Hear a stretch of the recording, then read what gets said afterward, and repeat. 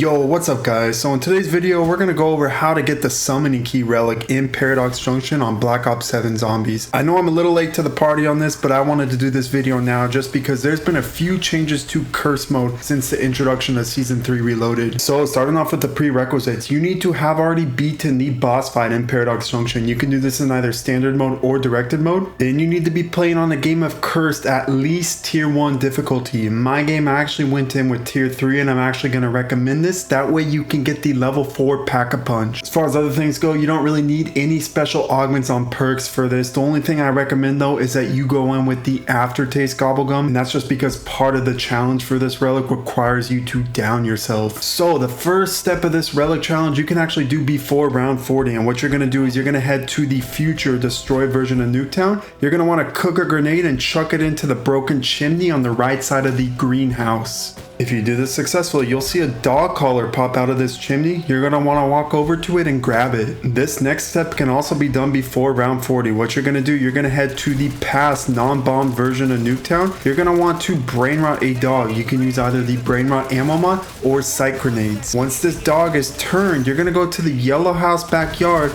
and this dog will dig up a ball. Then you're going to need to pick up this ball from its mouth. Now this next step has to be done at round 40 or higher. You're going to go to the future bomb version of Nuketown and you're going to go to the back of the greenhouse garden and you're going to down yourself. And this is the part for which I recommend you pop that aftertaste gobblegum.